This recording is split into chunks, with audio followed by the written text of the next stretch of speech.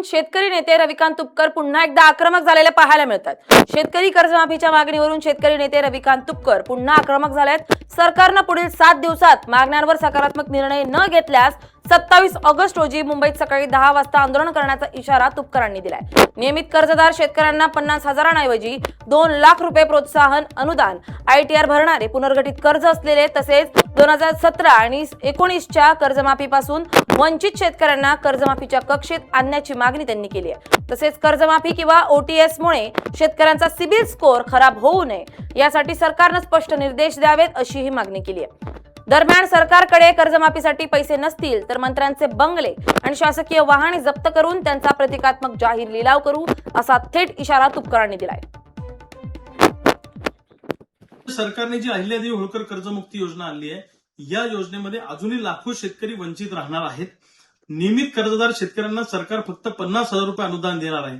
त्यामुळे नियमित कर्ज भरून आम्ही गुन्हा केला का असा संतप्त सवाल महाराष्ट्रातल्या नियमित कर्जदार शेतकऱ्यांकडून येतो आहे। म्हणून या शेतकऱ्यांना 2 लाख रुपये अनुदान दिलं पाहिजे अशी आमची मागणी आहे। दुसऱ्या बाजूला 2019च्या अगोदर ज्या काही कर्जमाफी योजना आल्या याच्यातनं अजूनही लाखो शेतकरी वंचित आहेत, त्याही शेतकऱ्यांचा समावेश या कर्जमुक्ती योजनेमध्ये केला पाहिजे अशी आमची मागणी आहे। ITR भरणारे शेतकरी श्रीमंत नसतात, इतर लोन मिळण्यासाठी ते टेक्निकली ITR भरत असतात, त्यामुळे त्याही शेतकऱ्यांचा समावेश या कर्जमाफी योजनेमध्ये केला पाहिजे अशी आमची मागणी आहे।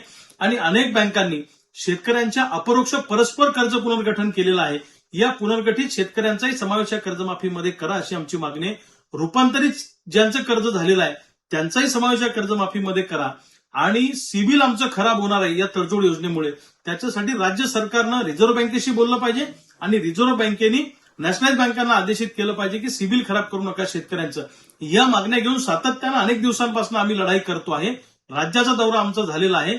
सरकारनं जर का आठवड्याभरामध्ये हा निर्णय घेतला नाही तर येणाऱ्या 27 ऑगस्टला सकाळी 10 वाजता आम्ही मुंबईच्या मंत्रालयासमोर मंत्र्यांचे बंगले जप्त करणार आहोत, त्यांची हराशी करणार आहोत, मंत्र्यांचे वाहनं सुद्धा आम्ही जप्त करून त्याची प्रतिकात्मक हराशी करणार आहोत।